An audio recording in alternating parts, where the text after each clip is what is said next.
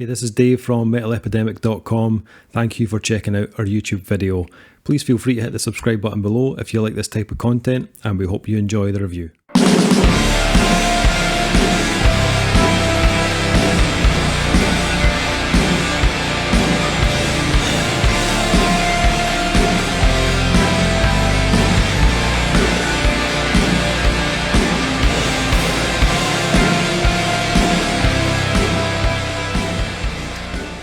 What's up, guys? Dave here from Metal Epidemic. Join me, my man Duncan. And Duncan and I have been checking out the new album from Indiana Shoegaze quartet Chrome Waves. The band's new album, The Rain Will Cleanse, will be released on September 10th via Transcending Records and Disorder Recordings. We did a reaction to one of the singles from this album, a track called Sometimes. And at that point, we didn't really know much about the band. But now, after having a bit of time to kind of read the press release, I know a little more about these guys. What I didn't know was these guys all kind of come from fairly well-known other bands. Nakmistium. I don't know if that's how you pronounce that. I thought you were about to conjure Satan or something. Or like, don't start chanting on this. Speaking in tongues. And there was another one, Skeleton Witch. They were the kind of two that I recognised straight away. But also Deeper Graves, Amesoeurs, Comatose, and Anti-Human Thesis are other bands that they are involved in. And while some of those bands kind of lean into a kind of heavier or kind of bleaker sound, they all do have a little bit of kind of ambience or kind of atmosphere to their sound. So I'm not completely surprised that Chrome Waves, sounds the way they do. The Chrome Waves have been active actually since around 2010, but didn't really become a kind of full-time thing until about 2018. The Rain Will Cleanse is the band's third full-length album, which follows up The Cold Light of Despair, which was released in March 2020. The album was recorded at Postal Recording by Tyler Watkins and Disorder Recordings by Jeff Wilson, and mixed and mastered by Tyler Watkins as well.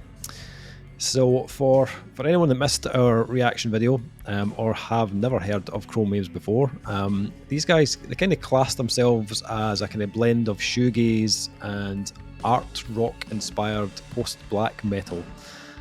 Although that post-black metal element is probably more a feature on their past albums. On here it's very, very minimal, if at all. I did check out the 2020 album, Where We Live, and it's definitely an album with more kind of extreme characteristics. They still have that kind of ambience and melodic atmosphere, but it's coated with much more kind of blackened elements, both musically and vocally. The Rain Will Cleanse feels like a bit of a kind of departure from that kind of bleak, kind of murky side of the band. And what we're left with on this release is about kind of 40 minutes or so of kind of more shoegazy, kind of post-punk meets kind of indie. I didn't mind that last album from what I heard of it. I quite enjoyed it, to be honest. But I think going all in on this kind of dreamier style was quite a clever move from the band. I think they do pull this off pretty well, to be honest.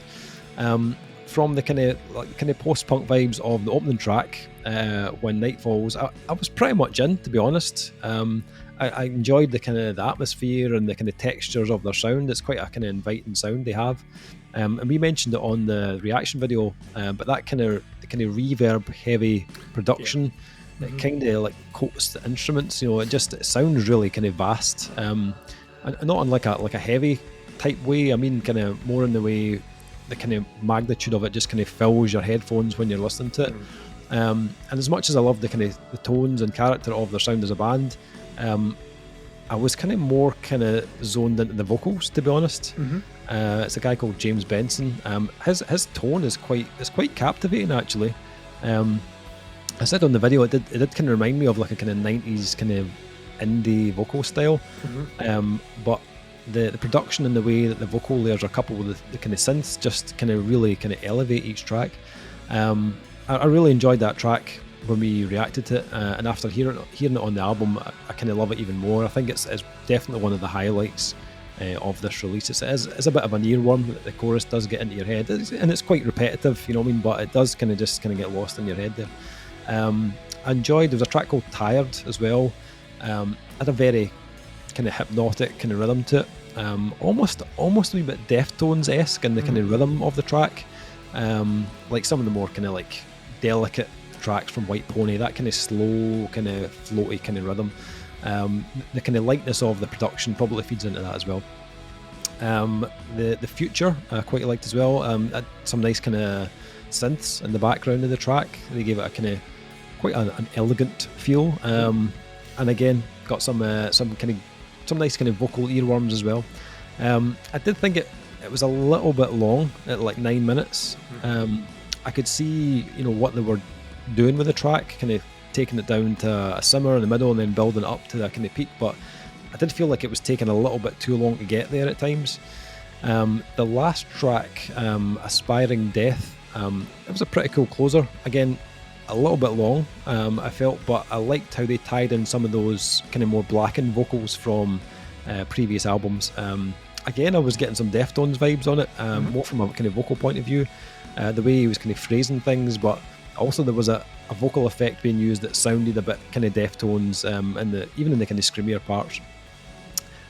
I enjoyed most of this, to be honest. I liked the direction they've went with on this album, and I would say to them to kind of keep moving with that. As good as that kind of last album was, I think they have more of an identity on this album. I think there's so many bands doing the kind of the post-black metal thing, and I think with this album, I felt like their individuality came across a bit more on this release. And just kind of teasing a little bit of that older sound with the kind of heavier vocals. I thought that was quite clever, and I think it worked so well because they didn't really overuse it on the album at all. I think that there are parts of it that I would have shortened personally. I kind of preferred the kind of shorter track kind of structure, but I realise Shoegaze does tend to go on those kind of winding journeys from time to time, so that's it's part of the genre, I suppose. Duncan, what did you make of this? What did you think? This is kind of a mixed bag for me, if I'm honest. I think my biggest criticisms are something you've touched on. I think it maybe affected me a little bit more than you. I think the songs, not all of them, but some of these songs overstay their welcome by more than just a little bit. I, very much like yourself, understand that what they're doing is they're giving you an idea, a concept, then stripping those elements away to their kind of almost their barest level, and then once again kind of almost restructuring the elements back on top to give you the finished article. I just think at times that what those songs need is a segment which takes you off completely in a different direction before bringing you back. It kind of almost felt at times like each song has a really cool motif, and they build the song around that really cool motif, as opposed to necessarily creating a song which is a collective of lots of different ideas. And I think at times it works really well. Sometimes it's probably the best example of where it all comes together, and once again, like yourself, I see why that is the single, because it's the one that seems to be where they have kind of managed to capture all those elements that you get throughout the entire album, but in a shorter, more concise package. Like long tracks, I have no issue with at all, but you need to mix things up a bit more. And I also think, like tempo wise, this is very samey. It doesn't really go out its way to try much in the way of anything to change up the beats per minute. It just kind of follows a very, and once again, it fits the sound. I don't know on a 6-track 40-minute listen if that necessarily benefits it though. I'm kind of in love, but at the same time kind of hate the synths on this. I think sometimes they use it very smartly, and then other times, like sometimes, for all I really like it, it is about the same 4 synth notes played over and over again for its entirety.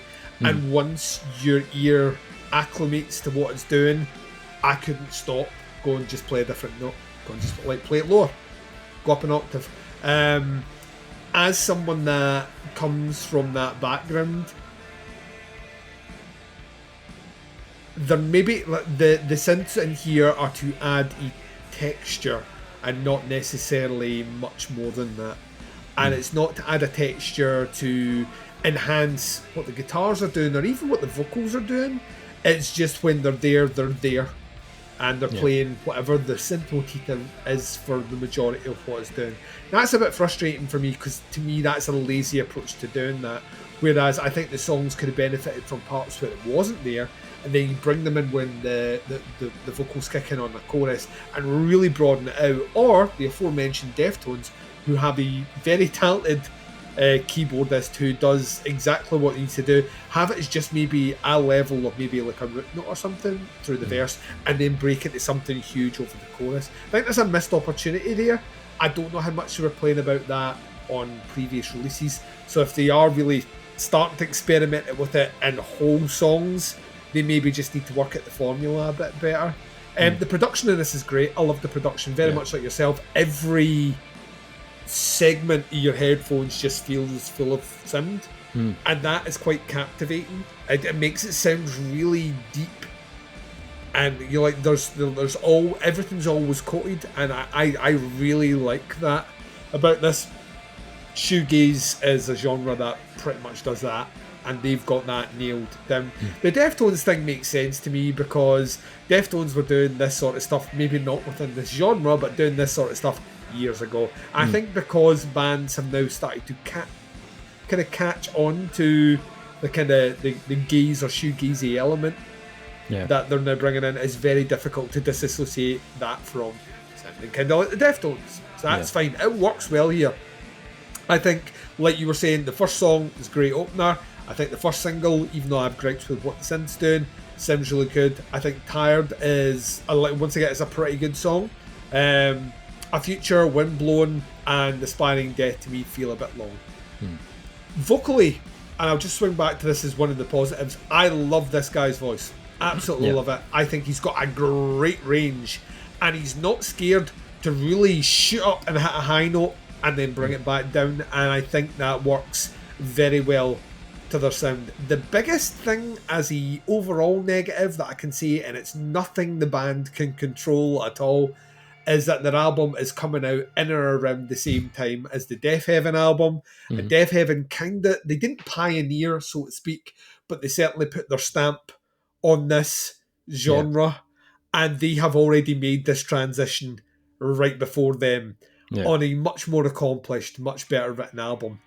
Which probably had a lot more money flung at it. In fairness, you read off the producers of that one. They've got Grammy Award winning fucking production on that, which probably aids it quite a bit more. And that's it. I feel that this album would be more remarkable. It would stand out more for the things it does right in a world where that Death Heaven album isn't going to be getting all the press for the rest of the year. Yeah. It's still a really, I mean, if they're making a transition into this, there is loads here for me to say, keep doing this.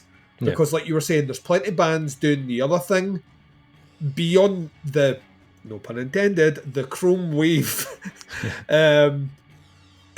Push what you're doing just now, because there aren't a ton of bands that have made the full transition that these guys are doing, and they are on the cusp of that. You've got this release out there. There's tons to love about this. It just needs a bit of QA. It just needs someone to sit down and say, this bit's a bit too long. This bit's maybe not long enough. Like, let's vary up some of the synth stuff. But everything else is there. All the component parts are there for what they're doing, and they do it well. I just think it needs a really good editor to sit down, a really good producer to sit down and say, right, what is this bit doing and why is it still here?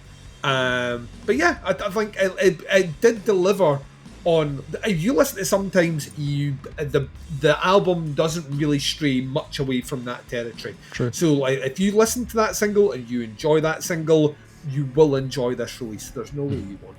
Yeah, true.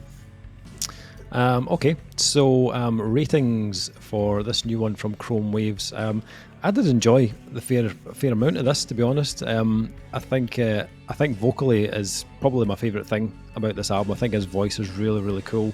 He's got a really good range and really nice tone. And he does have some really good kind of catchy choruses as well. Not every track has that. There was a couple of tracks where it just kind of didn't happen. Tended to be on the kind of longer tracks, which I just just didn't appeal to me on this particular album, unfortunately. But I did enjoy that last track, and that it did kind of pull in some of those older influences, that more kind of blackened sound. I thought that was cool. Just including a little bit of that was pretty cool. And production, I agree with you. I really like that kind of organic. It's very kind of floaty and airy sounding. I really enjoyed that as well. I'd probably go 3.5 on this one. I think it's a really strong album. If you said, as you said, if you like Sometimes, and the chances are you'll probably like a lot more on this album as well. So I'll go 3.5. I am there with you. Yeah. Yeah.